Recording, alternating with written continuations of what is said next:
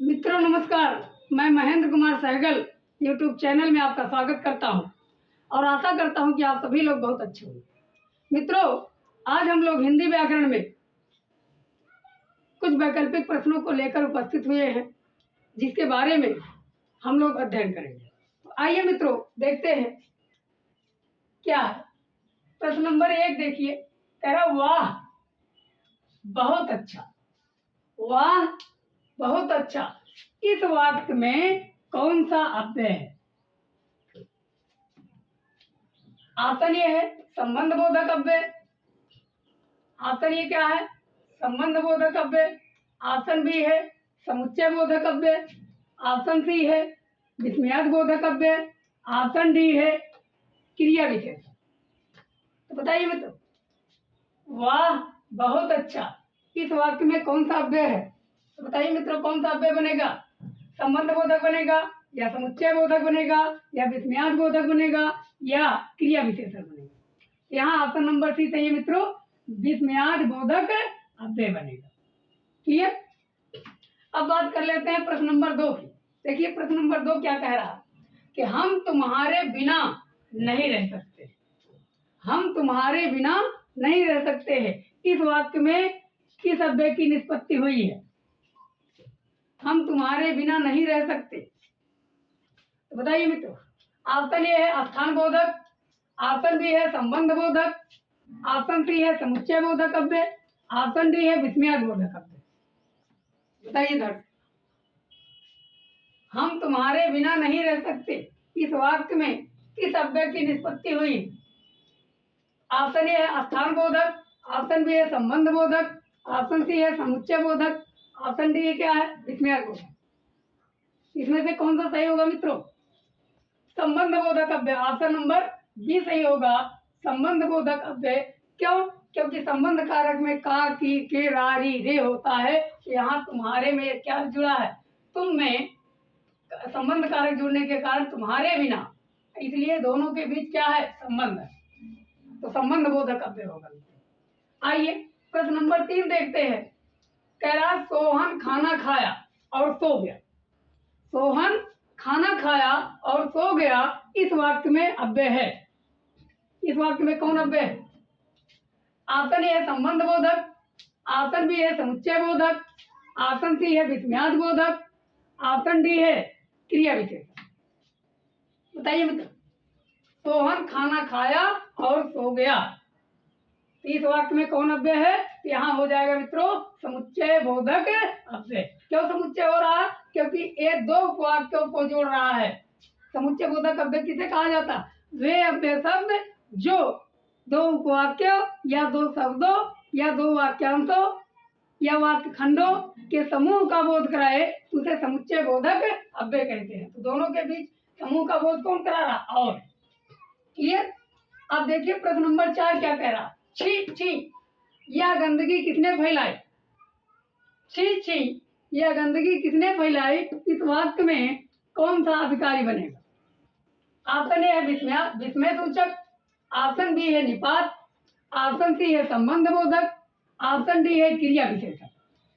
बताइए मित्रों, इसमें क्या हो जाएगा? छी छी, इसका मतलब घृणा हो रहा, और घृणा है क्या हो जाएगा? विस्मय सूचक अव्यय होगा। कौन सूचक? विस्मय सूचक अव्यय। क्लियर। अब देखते हैं प्रश्न नंबर 5 क्या कह रहा है। कह रहा मेरे पास मात्र 100 रुपए ही हैं। मेरे पास मात्र 100 रुपए ही हैं, तो इस वाक्य में अव्यय है। कौन अव्यय है? बताइए। ऑप्शन ए है संबंध बोधक अव्यय, ऑप्शन बी है बल बोधक निपात, ऑप्शन सी है आदर बोधक निपात, ऑप्शन डी है अवधारणा बोधक निपात। बताइए यहाँ क्या हो जाएगा? बल बोधक होगा, क्योंकि बल बोधक में कौन है? मात्र है और ही। जहां केवल ही, सिर्फ ऐसे शब्द आ जाए तो वहां बल बोधक निपात होता है। और निपात भी क्या है? निपात एक अव्यय है। निपात क्या है? एक अव्यय। आइए मित्र, प्रश्न नंबर 6 देखते हैं। कह रहा लिंग किस भाषा का शब्द है? लिंग किस भाषा का शब्द है? Option A Hindi, option B है अंग्रेजी, ऑप्शन सी है संस्कृत, ऑप्शन डी है जर्मन। लिंग किस भाषा का शब्द है? तो मित्रों लिंग जो है वो संस्कृत भाषा का शब्द होता है, इसलिए ऑप्शन नंबर सी सही होगा। आइए प्रश्न नंबर 7 देखते हैं। निम्नलिखित में से कौन जातिवाचक पुल्लिंग संज्ञा है? निम्नलिखित में से कौन जातिवाचक पुल्लिंग संज्ञा है? ये कह रहा है जातिवाचक भी हो और पुल्लिंग भी हो। ऑप्शन ए है चावल, ऑप्शन बी है मोहन, ऑप्शन सी है हिमालय, ऑप्शन डी है चपरासी। कौन जातिवाचक पुल्लिंग संज्ञा है? यहाँ मित्रों चावल तो आप जान लीजिए पदार्थवाचक में आ जाएगा, अर्थात पदार्थवाचक या उसी को द्रव्यवाचक, उसी को धातुवाचक कहा जाता है। मोहन व्यक्तिवाचक, हिमालय व्यक्तिवाचक, क्या बचा? चपरासी जो है ये पुल्लिंग है और पुल्लिंग के साथ साथ जातिवाचक संज्ञा। आइए प्रश्न नंबर 8 देखते हैं। कह रहा है ठाकुर शब्द का स्त्रीलिंग क्या होगा? ठाकुर शब्द का स्त्रीलिंग क्या होगा? ठकुरानी, ऑप्शन ए है ठकुरानी, ऑप्शन बी है ठकुराई, ऑप्शन सी है ठकुरिन, ऑप्शन डी है ठाकुरी। बताइए मित्रों ठाकुर शब्द का स्त्रीलिंग क्या होगा? तो ऑप्शन बी सही होगा, ठकुराइन होगा। क्या होगा मित्रों? ठकुराइन। आइए प्रश्न नंबर 9 देखते हैं। दही शब्द है, ऑप्शन ए है पुल्लिंग, ऑप्शन बी है स्त्रीलिंग, ऑप्शन सी है नपुंसकलिंग, ऑप्शन डी है उभयलिंग। तो दही कैसा शब्द है मित्रों? तो पुल्लिंग शब्द है। कौन शब्द है मित्रों? पुल्लिंग शब्द है। दही कैसा शब्द है मित्रों? पुल्लिंग शब्द है। आइए मित्रों हम लोग प्रश्न नंबर 10 की तरफ चलते हैं।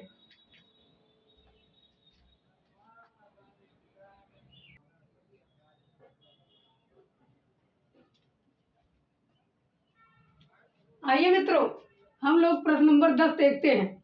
क्या कह रहा? लिंग भेद में किसका रूपांतरण नहीं होता? लिंग भेद में किसका रूपांतरण नहीं होता? देखते हैं। ऑप्शन ए है संज्ञा, ऑप्शन बी है सर्वनाम, ऑप्शन सी है विशेषण, ऑप्शन डी है कारक। कह रहा है लिंग भेद में किसका रूपांतरण नहीं होता है?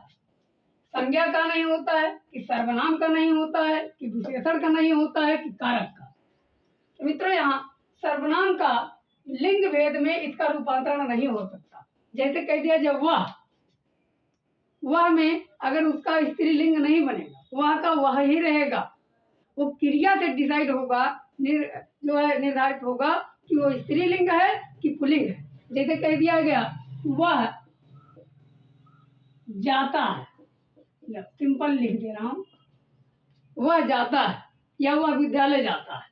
तो ये कंफर्म नहीं है कि ये पुल्लिंग है कि स्त्रीलिंग का है, क्योंकि वह जो है स्त्रीलिंग में भी प्रयोग किया जाता है, पुल्लिंग में भी।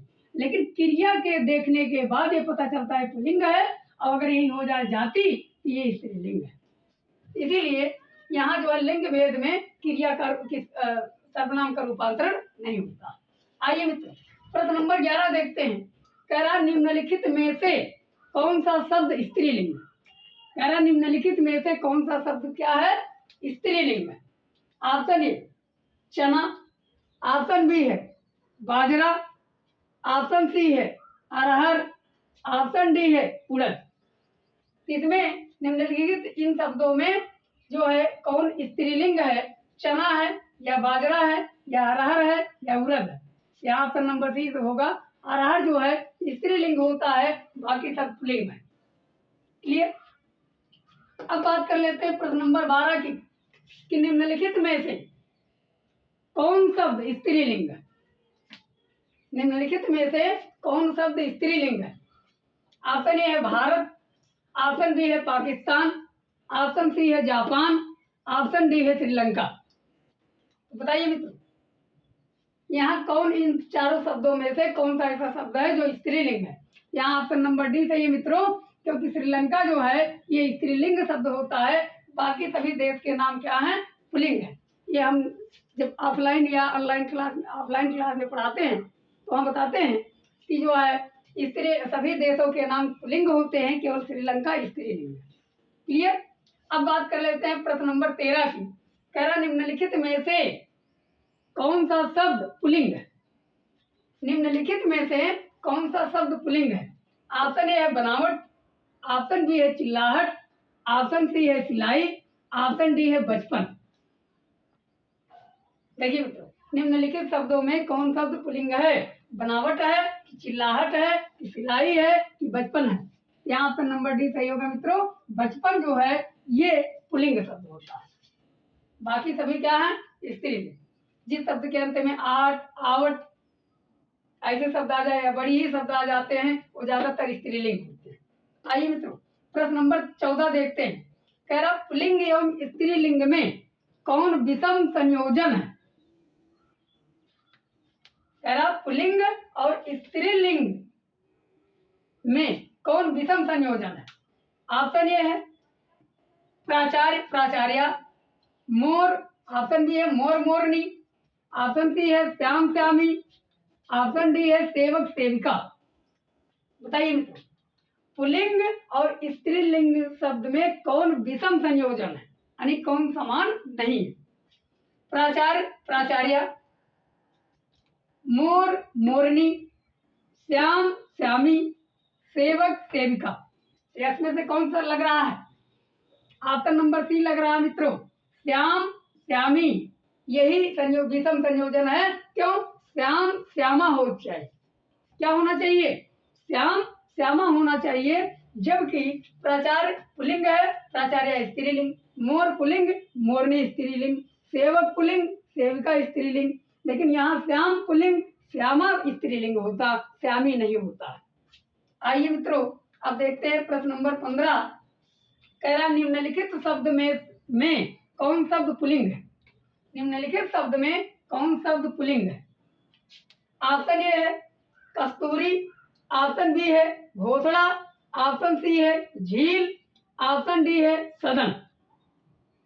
ये कह रहा है कि निम्नलिखित शब्द में कौन शब्द पुल्लिंग है? कस्तूरी, घोसड़ा, झील, सदन।